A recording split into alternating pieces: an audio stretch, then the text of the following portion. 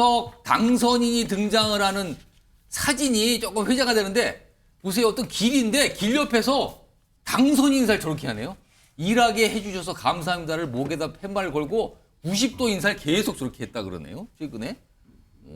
그리고 이 모습을 본 유권자로 보이시는 분이 어떤 게 반응을 글을 올렸는데 SNS상에 60평생 당선 인사 저렇게 하는 거 처음 봤다. 당선 인사를 저렇게 90도로 그냥 선거 운동보다 더 강하게 하는 거 처음 봤다. 이런 반응이 나왔네요. 자, 그럼 어떤 모습인지 뭐 여러 가지 이준석 대표의 모습이 있거든요. 확인해 보겠습니다. 안녕하세요, 이준석입니다. 저희 지역구에 있는 모든 아파트를 한번 직접 방문하고 다 공부해가지고 가보려고 합니다. 높은 교육열과 반도체 중심 도시에 걸맞게 UIS 의료 3대 허브 구축을 호연 이음터를 누릴 수 있는 동탄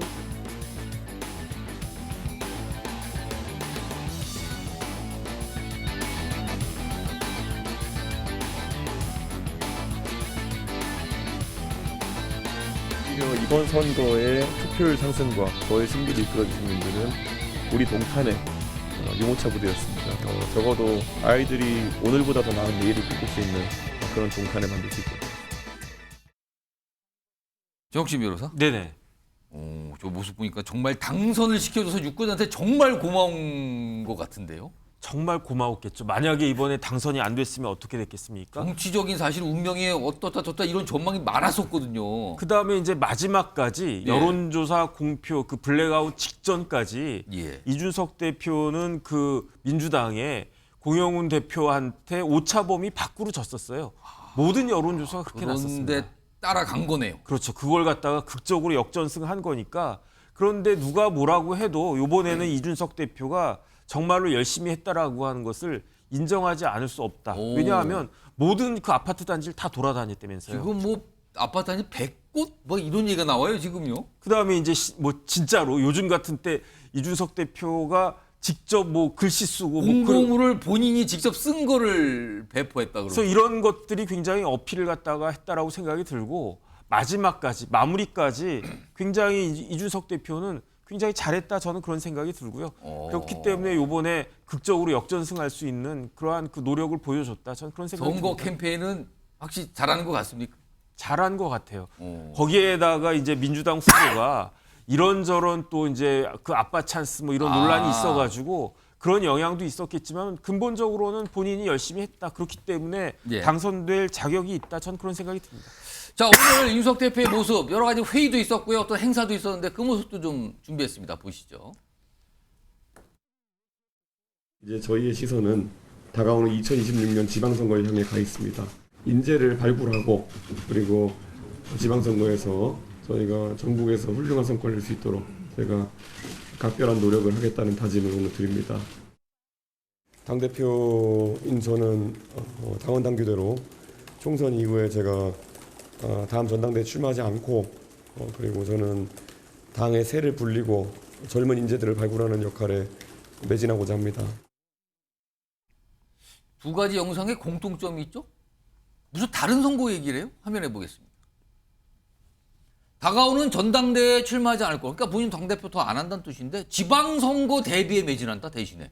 지방선거요? 2026년 2년 뒤 지방선거 얘기일 거네요. 그리고요. 이건 글도 이렇게 썼는데 오늘은 이렇게 얘기를 해요. 2년 뒤 지방선거에선 기획부터 공준정까지 책임지고 놀 것이다. 이번 선거는 본인 지역구 때문에 제대로 못했다. 이때는 제대로 할 거다. 지방선거 얘기를 또 꺼내놨습니다. 김지호 부대변인? 아니 2년 남은 지방선거 총선 끝나자마자 지방선거 얘기를 하는 건 뭘까요? 일단 뭐 이준석 대표 동탄에서 좋은 기량 보여서 당선된 건 저는 축하드립니다. 그런데 예.